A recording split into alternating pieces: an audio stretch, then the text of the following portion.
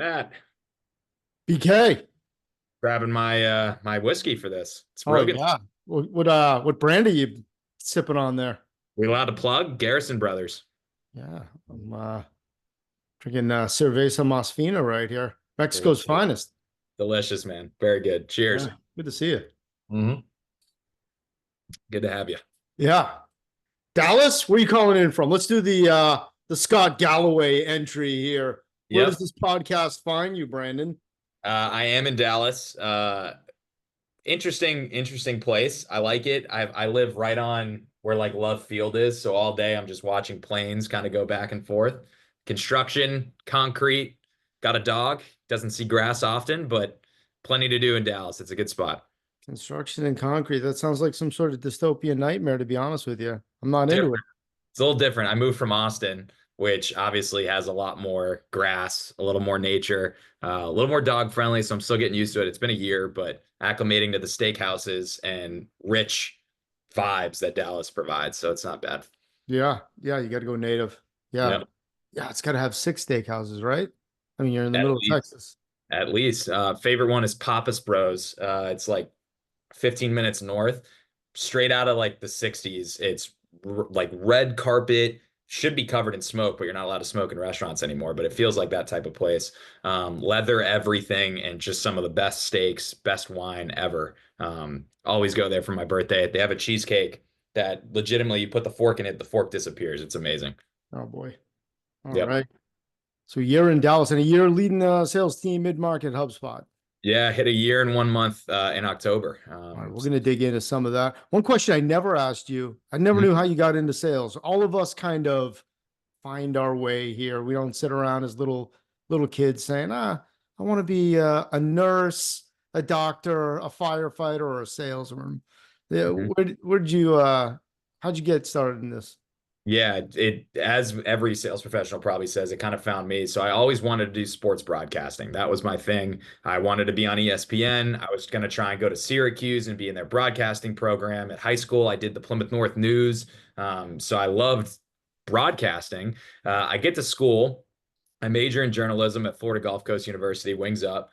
And the part I hated was you had to be at the time, you had to be kind of multifaceted. So you'd have to be ready to do radio, TV, and also print media. And I'm a creative guy, and you have to have 3 sentence paragraphs when you're publishing a newspaper article. I couldn't handle it. It just limited my thoughts and my takes on any sports event. So I bailed on journalism and just fell into communications because I didn't know what else to do. Graduate with that degree. My brother-in-law lives in Boston. He's like, "Oh, here's a bunch of tech companies. You should check out this one, HubSpot." And I thought he meant Grubhub. And I was like, "Dude, like no shade on people delivering food, but I just graduated school, man. I'm trying to break in and do something." He's like, "No, no, no, you should check out HubSpot. It's legit." That was 2017, started as a BDR and now worked my way up all the way to all the way to this at this point. Wow, that's loyalty. First gig out of school and still at it. Yeah, it's all I've ever known. It's a lot of my peers too have been here just as long. I've had some friends now go on to do other things, and I'm grateful to hear their perspective. But HubSpot's been pretty good to me, man. So I've been there 8 years. Now, were you one of those freaks of nature that was just good at it right out of the gate? Like you walk in and it just kind of clicked. I yes and no. I'll definitely give myself a little credit. I worked hard. I was in there, grinding as a BDR, but I also got really lucky that the reps that I booked for, in my opinion, still shaped the way I approach the job today. I also had part of downtown San Francisco, San Jose, really good territory as a small biz BDR, but All right. uh, yeah, I was exposed to good at bats, and then I had reps that weren't just, treating me as transactionally as book me meetings and move on. I was getting really good coaching, really good mentorship, and some of those people are still really good friends today. How much did the broadcasting stuff, the practice of trying to deliver a story, how much did that play into you actually stepping into a sales role and being ready for it? I guess it came naturally because of that. Really, I think about the play-by-play stuff that I did, the reporting on a certain story, thinking through, the flow of this presentation. It articulates well to demos, I think, when you're demoing software, keeping people engaged, using colorful language, using their language, as well as when you're trying to make a news story. So there certainly were parallels. I think the easiest one, you're comfortable in front of the camera or the Zoom, so it came kind of natural to do that type of stuff, and that's how it worked. Came naturally that way. Yeah, I mean, got a good head of hair, good Yeah, face on you, good yeah, baritone, right? yeah, exactly, exactly. Had to do the hair for the podcast and do it for the job as well. So we keep it going. Now, obviously we're talking about coaching on this one. So you're a year in, and I know coaching, a lot of reps will start getting in the coaching game. Any big surprises that you've encountered jumping in? You're a year in now. If you could go back, I'm gonna have the Shawshank question for you, and the Shawshank Redemption off. I could go back, talk to the boy, sit him down, tell him the way life really is. What would you go back to Brandon a year back before he got into words got Yeah. into this. There's a simple thing that comes to mind, and I should have been more upfront with expectations. Not like strict, rude, and overbearing and micromanagey, but just a clear understanding and alignment with my team and me, my cross-functional teammates like BDRs, pre-sales, like this is what I'm thinking, what are you thinking? Instead, I kind of let things form on their own or think, okay, people will figure out kind of my cadence, my vibe. And it was just missed opportunity to be productive. Things have gotten so much better when me and my reps have understood what is the purpose of a deal review, what is the purpose of this call review, what is the one thing we're working on and working towards. It's made us more efficient and more proficient at what we're trying to learn because they understood what the end goal was and what the expectation was for this training. Whereas when I first started, I feel really bad for the three reps that were on my team, Savannah, Taylor, and Forrest. I was winging it. I didn't know how to coach, and I still am learning, but uh, it was kind of rudderless coaching versus now you have a little bit of a goal and a focus that you both have agreed upon with those mutual expectations. So what does an expectation setting look like? New rep joining your team. If I'm signing up on Team Kirsch next month, what do the first few meetings look like for me? First one is I could argue the most important, and maybe it's not so much expectation setting, but it's called a working with me session. There's a document that has kind of some different questions on quirks, best boss, worst boss, best deal, worst deal, needs that you might have around scheduling. That to me is the most important because you have to have that foundational element of who Matt is, who Brandon is, in order to get to any of that stuff. So it starts with that dialogue where if you can lead with some vulnerability, tell some cool stories, let someone into your world, that's where the whole relationship starts. Because if you don't have that, you have nothing. You can't really set a coaching expectation. From there, it graduates into more of the business communication stuff. So I'm pretty adamant about splitting deal reviews and coaching time. I came up where I had one hour block with my manager, and Hmm. every single time I did that, it would just default to pipeline. And I loved that because I wanted to close and win, but I was missing opportunities to learn from this person and upskill. So those first couple meetings, we'll do deal review where I'm down to talk deals, but that other one that's a one-on-one, I'll give you the first 5 minutes. And if you have something major you need to chat through deal wise, we'll cover it. Otherwise, we're figuring out what did we learn from the deal review? What are the trends we're seeing? And how do we work on that specifically? So long-winded answer, but I think I got it pretty much down. I like that format. So is it two different meetings, or are you just splicing it in half and just saying, all right, 30 minutes is up, it's halftime, we're going to switch gears? How are you managing that? I let one rep on my team who I've known for 7 years. She prefers to have the 30-minute stop clock and go, okay, let's transition in, or if she wants to keep going. So I'll give her that vibe. Everybody else, if you're a new rep, I'm keeping them separate so that we can get that habit stuck and standard, where there's power in leaving the Zoom and coming back to it. There's power in seeing the calendar invite and recognizing deal review and prepping for that differently than you would the one-on-one. So if I could wave my magic wand, every single one would be separate, but I adapt based on the needs of my team. Yeah. How big is the team? How many reps do you have? Right now I have seven, sort of eight. I'm running this cool pilot where I have somebody from another team, my old team, the sales specialist squad. She's like embedded on my team as an overlay model. So I'm not managing her, but I'm kind of managing her. So 7 or 8, depending on what you want to call it, 7.5. And how do you think about that in terms of number of souls on the ship that you need to manage? Is that the right number? You could handle more, should be fewer. Should Like, be 6. My yeah. my my opinion is it should absolutely be 6. I had 8 at one point. But the reason I think 6 is the right number is that's the paramount, focus where I can go deep with those 6 individuals. I can study their data. I can get a feel for them as sellers, listen to their calls, because it's not just those 6 people. I also have 3 BDRs booking for those 6 people that I need to meet with. I also have 3 SEs and solutions engineers that I need to make feel like a part of this team, and they need to give me feedback on my reps. So it's not just my 6, there are a bunch of other people, and then not to mention product and directors and all these other folks. So if I could paint that wand, it's 6 reps that I can work with super deeply, but then still managing these cross-functional relationships on their behalf. So how do you divide a week? What's soaking up all of your hours? Obviously, you talked about at least an hour per rep per week, right? Hmm. Yeah. Okay. So there goes a day. There's a full day out of your 5 that's just gone. Now you got 4 full days left. How do you use that time? Some of it's customer calls, of course, where I'm assigned a role and coming in with a certain expectation of, hey, if all else fails, Brandon, you need to get this. Additionally, there's prep for those customer calls. We're never just going in randomly. There's a conversation that needs to be had. We run something which is a credit to Mike Weinberg and his book called RPAs, which is kind of the ethos of the way our team approaches our book of business. That stands for results, pipeline, activity.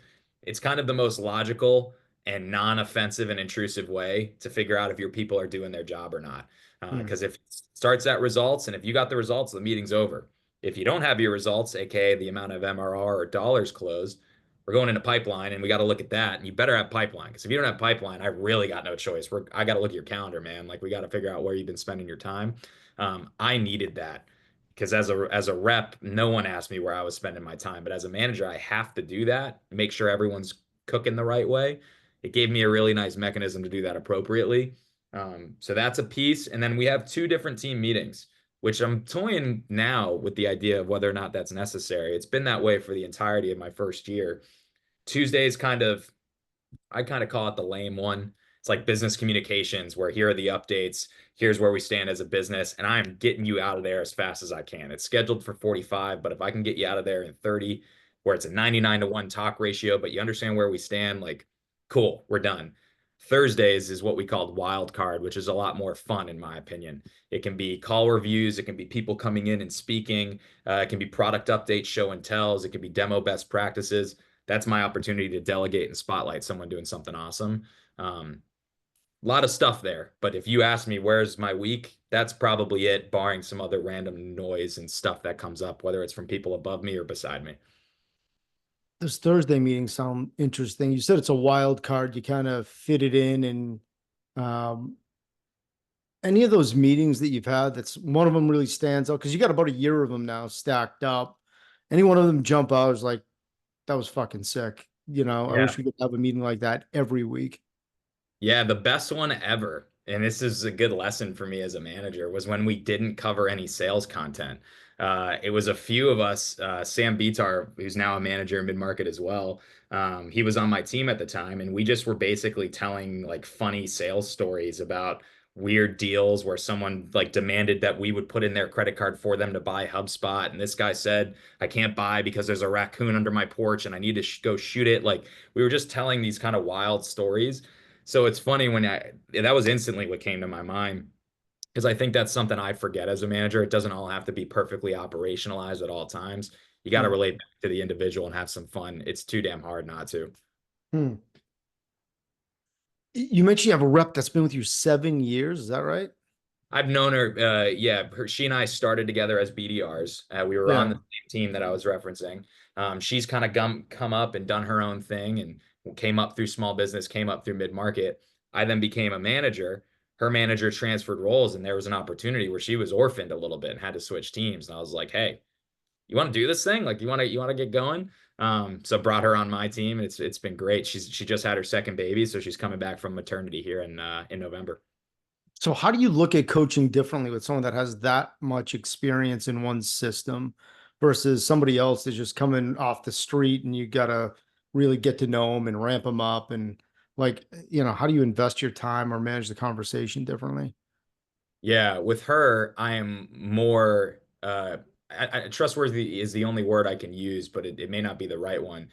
when she says that this is what I want to work on or this is what I'm diagnosing as the issue, I will validate that with her and spend some time to confirm, like, is this really what's the problem or is there something more underlying?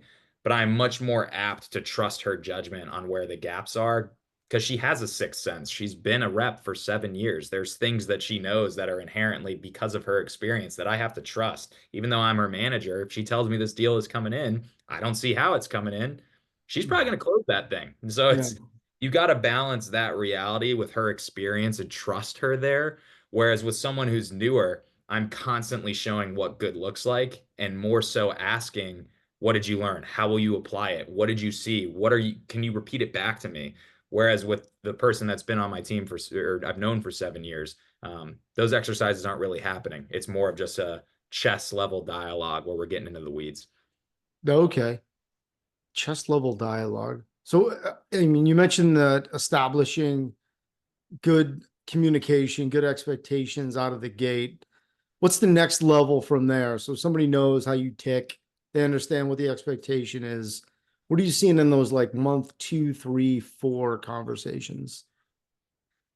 It's a lot of confirmation and repetition. So one of the things that I'm like maniacal about with deal reviews is setting the stakes of the next call. I would rather my team have white space on their calendar, go to the gym, walk their dog, than demo someone just to demo them. I need to know that this thing is closing or progressing to feel that this is the right stage. So with someone in month 2, month 3, first couple deal reviews, I'm probably asking, hey, how would you set the stakes of that?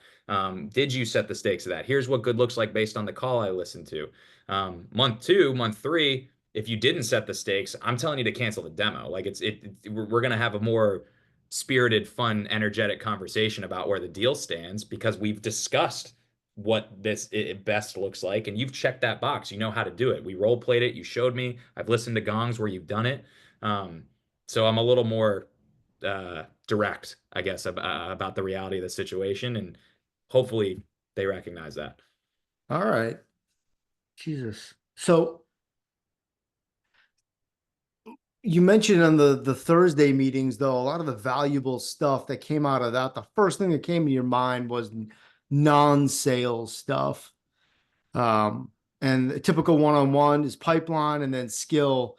How often are you getting into non-sales stuff on a one-on-one? As much as I possibly can. I Really? yes, as much as I possibly can. As long as it doesn't interfere with work. I am obsessed with the fact that my team is bigger than the number that hangs over their head. I had to learn that the hard way, where I left my sales role and I went over to the sales specialist team, where I went from an individual quota contributor to having a team quota, where I was closing a ton of MRR and a lot of deals, but I was getting paid the same as everyone in my left and right. So that is the exercise that I needed to go through to recognize that I am bigger than my number. And it's what I think made me best to come back as a manager. I'll never lose that. Even if we're at 20% with 4 days to go, I am always checking in on what is going on. How do you feel? What is happening? Because if that stuff's not there and it's core, nothing I coach you on is going to work. Nothing we talk about is gonna move the needle. Um, and I think when I first started, I might have gone too far that way, where I was killing opportunities to coach and not getting into the reality of where they were standing or where we were standing as a team. But now that that foundation's set, we have that expectation of, hey, we'll talk about this stuff, but we need to still attend to business. It's natural, it flows, and yeah, there's no conversation I'm not bringing up what's going on with someone's family life, if they felt comfortable enough to share it with me. Yeah. How early can you get into those kind of conversations, especially with somebody new? Like you typically waiting for them to make the first move. It's like a social contract, right? Or are you bringing some of that stuff up to the table? I'm bringing that stuff. Yeah. I always lead with vulnerability, honesty, and authenticity. I think that's just the only way to be as a person. That's just the way I've been brought up. So if I have something going on, I'll be the first one to share it and tell it. And I hope that my team recognizes. I hope they feel that the same way.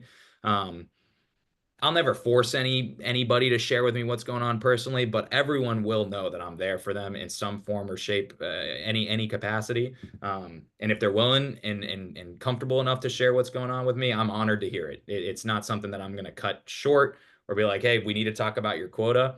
I think I got a good enough radar to recognize when someone's going through something and realizing that that's what needs to be covered and prioritizing that over everything. Because at the end of the day, these are humans, not numbers on a spreadsheet, as much as you might forget that when you got a dark quota looming over your head. Yeah. Yeah. With you mentioned a lot of times you'll be jumping in on sales and you'll be working with customers. How do you know when I struggle with this all the time? How do you know when to jump in and like take the wheel and when to just sit in the passenger seat and like, all right, you got yourself into this. I'm going to see if you could work yourself out and nudge you along if I can, maybe zip you a couple slacks if it doesn't take you out of the game too much. But we're either gonna get this home with you driving or we're gonna burn out. Yeah, I need to get better at this, and I'm chasing those uncomfortable moments with my reps where they come and look for me and I abandon them live on a call. Like I want that to happen. I want that to happen so bad because everybody grows in the discomfort. When you're struggling on a call, you're treading water, that's what you remember and where you get better. I certainly have robbed some of my reps of those moments as I was coming up as a manager. The only way so far that I've been able to navigate that, I don't join. I will not join the call. We will prep and I will run you through what I'm thinking and we will talk about a mutual game plan. And I will give you a get out of jail free card where you can Slack me and I will have it on my calendar. And if something's going down, I'll pop in and I'll untangle anything. But so far in my manager tenure, I've had to remove myself from some of those conversations and let them fly. Um, that's been my lesson. There are other places where my team does a great job of knowing what role I need to play and activating me in a certain manner, whether it's with some theatrics of asking a tough question or just keep us in the guardrails. This guy wants to talk a lot. We need to keep the demo moving. I'm really blessed that my team knows how to team sell and communicate that to me where I know my role and I try not to overstep it. That said, I still do it. Every top salesperson, you can't help yourself. And I got to get better at it. You don't join those calls because you you'd be too tempted to jump in and take over, or you don't want the rep to feel like they have a security blanket. You want them to know it's gonna rise or fall with them. Both. It's a combo of both, but I think the first statement is what's more true to me. Yeah. I think all my reps know when I join, I'm not a security blanket. I'm there to, drive whatever they told me to do. I won't bail them out per se. Everyone at this point is tenured enough to know how to navigate these calls in a way that I trust them to navigate them. Um, I think it's kind of, it's to pacify myself. Like they are good enough now to do this and win and run these calls because we've spent a year of building and learning and losing. Um, it's to the point that if I join some of these, I rob them of those wins, I rob them of those moments, and that's not what the manager's job's supposed to be. You're supposed to put yourself out of business, and that's what I'm trying to do. What do you see your team struggling with, or senior reps? What do you see they struggle with the most, even after years of this stuff, that they still just completely miss it sometimes or frequently? It's always an only timeline to me. It's an assumption that if we go to demo that they're going to be buying on the call. So timeline partnered with not setting the stakes or expectations of the next phone call. Um, they do develop this sixth sense when they're talking to a marketer, but that's HubSpot's target persona. Yeah. You're talking to a CMO at a software company that has Pardot, which is one of our competitors. Oh, if I show them this demo, they're going to know it's way easier to use and they're going to buy it and everything's great. And they take for granted these basic questions that you need to ask to qualify an opportunity. And that's when some people get burned. They still win these deals, but they forecasted them 2 months ago. So Yeah. there's a misalignment there where you miss some of the basics, in my opinion, because you know it's a great deal, you know it's a great op, but you forget to do the little things. You think that's it, that they just forget, or it's hard to do it, so they don't stay disciplined to the hard work? Or, I mean, what do you think is causing it? Yeah, you get in this state of nirvana, this flow state where if you have a few wins as a top performer, you can cut corners and Uh, start to forget the basics and the fundamentals that got you there. Especially lucky enough to be at a company like HubSpot, you will have past users, you will have some QLs, not as many as the old days, but you'll still get some QLs that pop up that are ready to buy. Um, yeah, I think it's taking these ops for granted, and we're losing some of them with our senior tenured reps because they're missing the most basic things like timeline, like stakes of the next call. alignment with the buyer. A Yeah. lot of assumptions. It'll kill you always. How do you bring that up with a senior AE, 5, 10 years experience, been doing it forever, president's clubs all over the resume, and yet you hear that they're missing it, you see they're missing stuff in deals. How do you approach it? You've got to get them to come to that realization first. If you show up telling them that this is the way it is, they are going to tell you to kick rocks because they've been killing it, winning and dominating. There's nothing you can tell them that they don't already know. And this is speaking from potentially one of those people that was not exactly coachable, although I am now. But so I think what I would do is try to define some mechanism, whether it's a call review, whether it's a post-mortem, whether it's someone else's deal that does it well, and either get them to come to that realization by asking them questions and getting their take on where they stand and what they missed, or spotlighting and showcasing what good looks like and what they're learning. One or the other. My preference with someone who's been here for 10 years, I would hope they would come to the realization if we did a post-mortem on a deal they lost. Would love a good loss with someone like that because that would get them motivated. They lost money, they lost prestige, they lost an accomplishment. They should be pissed off for greatness to try and learn what they did wrong. Yeah. And how are you seeing that stuff now? How do you know what to work on? I mean, for the senior people, it sounds like you're trusting them that they can self-assess, they can watch their own game. You get somebody new in the system where, there's 17 things that are probably broken with somebody who's new. How do you figure out the one thing that you should work on at any point if you can't yet trust them to bring it up? It's really hard as a manager at HubSpot because there are 15 different sources of truth to try and find that one thing. Yeah. The first, and in my opinion, always the best, is their anecdotal experience and feedback. So having that conversation and understanding where their stance is, what's going on, what are they feeling and seeing. The second, is getting into the film study, going into Gong and reviewing the call recordings, understanding what may have gone wrong, whether it's analyzing the AI or actually diving into the recording of itself. And then the third is using both a combination of reporting inside a HubSpot as well as Looker as a tool that we use, where we've kind of bucketed out where people can sell, whether it's accounts that are active or reactive, or excuse me, proactive or reactive, active or inactive, customers or not. So looking at that data and trying to harmonize that with their experience to figure out where the gap is. But my wholehearted opinion is it's best from a conversation. There's nothing I can learn from a report that's more valuable than what I'm hearing from someone's mouth. Yeah. What's the biggest mistake you've made this last year as a new manager, coaching, leading a team? Tolerating poor performance. It's a harsh one and it's an uncomfortable topic for me because I really pride myself on hopefully being someone that they can count on, a friend. And I've hated that statement where you're a manager, you should be respected, not liked. I vehemently disagree with that. I don't think that's the world you need to live in. I think you can be both. But I've tolerated poor performance where that's generated bad habits and it's potentially, generated bad habits across my top performers as well. So not recognizing that, diving into that, and figuring out if this was something I could fix, coach around, or if potentially someone may not be a fit for the role, which is totally fine too. Like that's an acceptable outcome in a very hard profession that I didn't understand until 6, 8 months in seat. Yeah. Okay. Wow, you'll make way bigger ones the longer you do it, man. I had some whoppers. Yeah. I have, well, here's a story, and I won't give her name, but I think she'd be fine with me sharing it because it is interesting. We were Yeah. on we were on a call, it was a negotiation call, and we have like an internal product configurator that allows you to build things and add discounts and so on and so forth. Yeah. And she was newer at the time, so we prepped, and I was like, yeah, make sure you have the product configurator up on your second screen in case we got to change the products or negotiate further. We get on the call, and this guy's beating us up, and we start negotiating, and shares her screen. It's our internal thing that literally says, like, enter the discount percentage, and then it will show what approvals it needs to go to, and it's completely internal. You can't show it. And because it's just not the vibe. When you're buying software, there's an approval process that's private to our company. Um, I make a face on the Zoom. I guess I start doing stuff like this. I'm like making, I'm doing everything wrong. I'm looking, I'm going, oh no, oh no. And I'm just watching everything go wrong.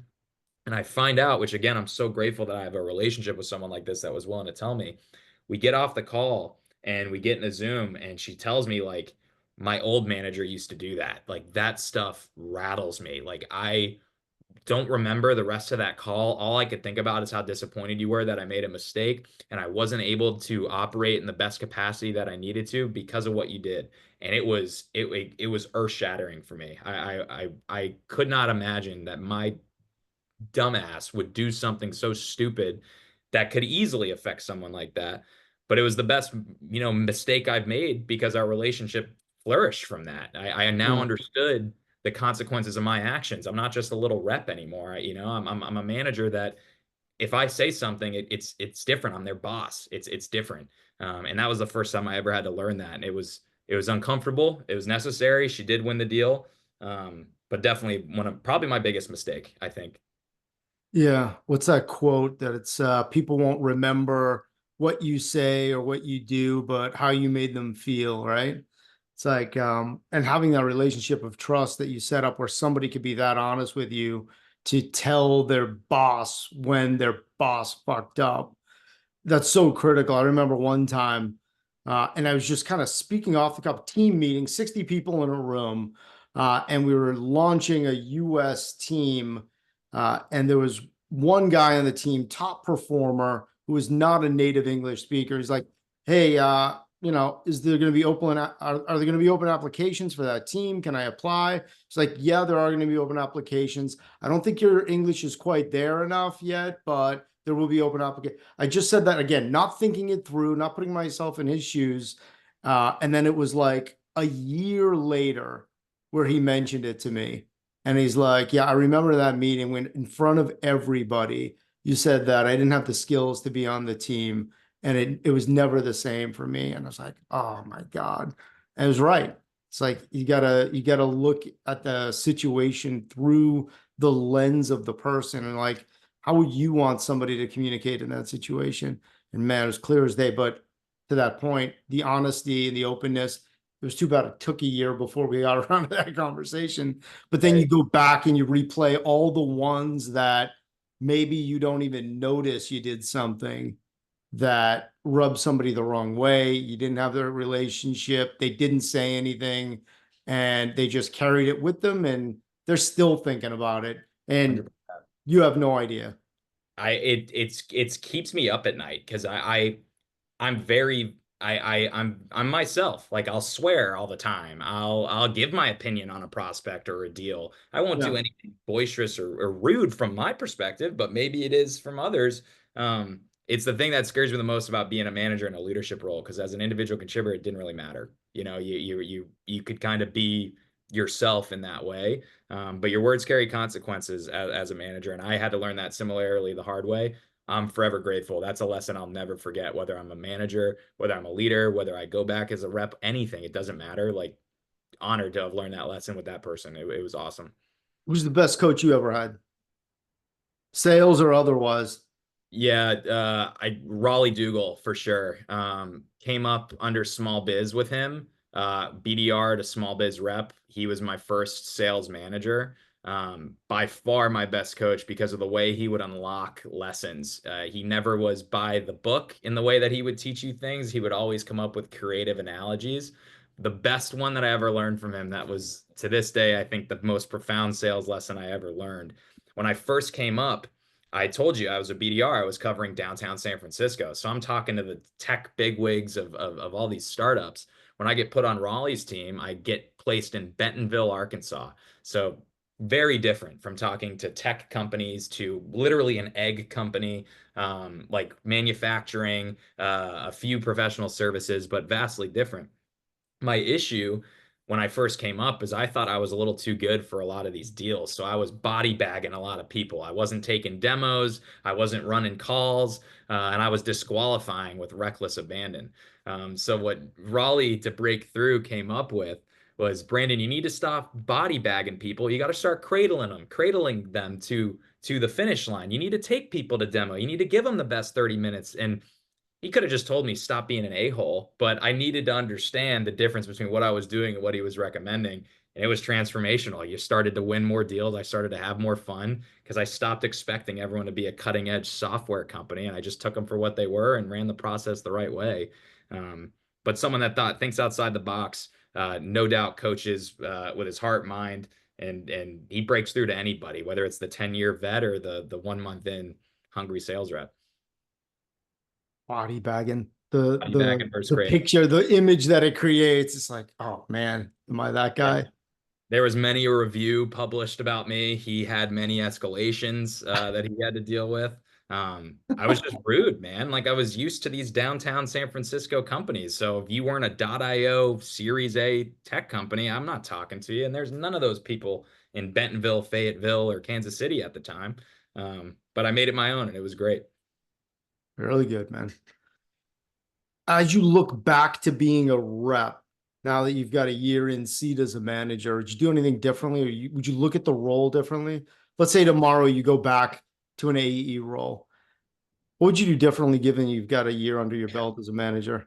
Yeah, there's two. One's probably humorous because it's the bane of every sales rep's existence. But once you have this perspective, you recognize its value. And the second is a little more tactical that I think would help me be a better seller. I would update my pipeline and update my forecast categories, my next steps, my next step dates. I didn't do any of that as a rep. I was just like, Raleigh, I'm going to hit 8K. Don't worry about it. I'll figure it out. These are all on the right close date. It'll happen. And I would do it.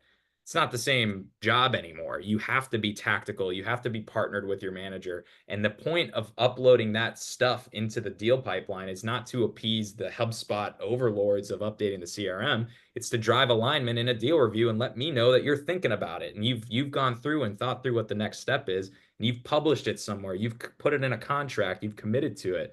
So if I were to go back into a rep role, I would understand the reasons behind updating the CRM, and I would do it a lot better than I did in my previous tenure.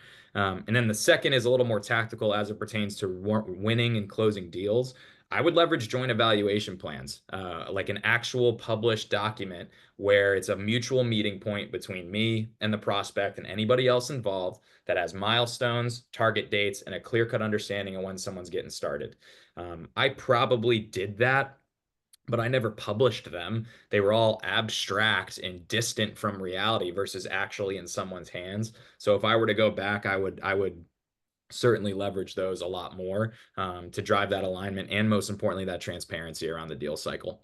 You guys using a tool for that to manage it effectively, or is it all just ad hoc? Everybody's got something a little different. Most people are using Google Sheets. We have like a template that's pretty nice. Some people use Align, some people use arrows. It's kind of all over the place. My team predominantly is using a Google Sheet, which rubs me the wrong way a little bit. I think as a $32 billion company, maybe it should be a little more established, but it's what you make of it. If you just Hmm. say this is where it's going to be and this is how you present it, you can use it. It's not as ugly as I think it is. Yeah. So as a rep that didn't update the pipeline and do any of that stuff, and now seeing the value of it because you're a manager, but the value as a rep, how do you take that message to the team without getting the big eye roll or, yeah, okay, Kirsch, we're on it, and just being dismissed? My personal opinion is to show them and experience what it's like when you don't do it. So my reps, they know the difference because I have prep blocks for my deal reviews because I treat those like my demos now because I'm not meeting with prospects. So I'm instead prepping for these deal reviews. If your pipeline's not updated, you're gonna feel it because I'm not going to find the answers. I don't have time to go into Gong and look through your 30 deals. I've got 7 reps that I'm managing that I need to figure out what's coming in, what's going on, and then I got a new project that someone's hit me with, and here's a customer complaint. You know the life of a manager. I don't have time to manage your pipeline. So I let them feel that where I will say like, hey, I'm not prepped for this. So we need to, I'm going to go through and ask these generic questions because you haven't published them on the deal that I necessarily told you we need. That usually does the trick. The other harsh end of the spectrum that I've only done once is if the pipeline's not updated, you cancel the deal review. And I'm lucky enough they respect my play calls. I have some credibility to help people win deals. Um, I think that's a little bit more of a harsher tactic, but certainly necessary where, hey, Matt, your pipe's not updated. Like, let's cancel this. Use the time to do it now. Um, and we'll figure it out from there. So it's a different experience when the pipeline's not updated, especially from my end. Yeah. You mentioned earlier that the biggest gap year one was allowing suboptimal performance to live on too long, dealing with underperformance. What's the protocol now? How do you deal with it if somebody's not hitting?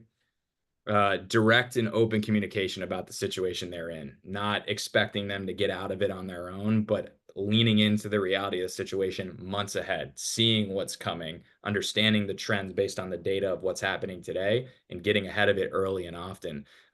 My mistake in my first, 8 months was I kind of got blindsided by the poor performance. I could feel it, but I was ignoring it. I didn't want to talk about it. I took it personally as my own failure, and I Hmm. didn't know how to navigate that with my team. Now I've done a better job of separating that reality and recognize that if I ignore it, I'm doing them a disservice. I am not empowering them to be the best person they can be at this company. And we need to talk about it. And we need to come up with a plan because I'm capable and I know I can help. We just got to get it down, pen to paper, and we got to agree on what we're doing. And the rest is up to you. That's the hardest thing. The second hardest thing I had to learn. Um, I can't do the work for you. I can just help you architect it and blueprint, and I can certainly hold you accountable to it. But at the end of the day, it says your name next to that number, and you got to figure it out. How early is early? You said getting ahead of it early. Is it, right in ramp still? Is it, okay. Yes, it's immediate. It's recognizing, and I don't know if I have this benefit because I've been here so long, where there is a sixth sense of what best can be, but we have criteria in our onboarding where there are grades to certain certifications. There are checkpoints that need to be achieved.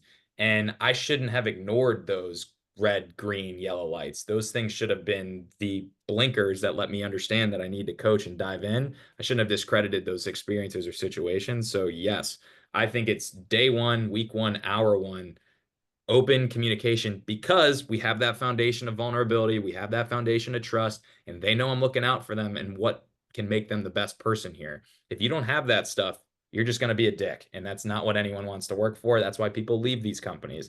So you have to have that stuff first where they know you're coming from a right place, but there's no definition of too early. If there's something wrong and you both agree on it, go to work.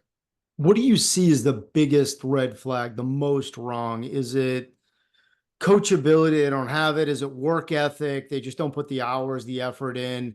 Disorganization. They don't come prepared. Experience where it's just going to be a bridge too far for them to learn all the stuff they needed to learn to get there. Intelligence. They're just not picking it up fast enough where you go over it again and again and again. And you can see they want to learn it. It's just too hard for them. Like out of everything that can be broken, what's the biggest broken thing you've seen? I think it's motivation specifically to having or not having a figured out factor. At HubSpot, the answers are everywhere, whether it's on the internet, whether it's using AI, whether it's control Fing in Slack, whether it's going to a peer, whether it's going to a partner. There is an infinite amount of places to get the answers for whatever you're looking for. But the people that have failed are the ones that do not seek those avenues out to come up with a potential answer to the question they have. They're dependent on other people to give them those answers and never developing the right habits to be self-sufficient and self-sustaining.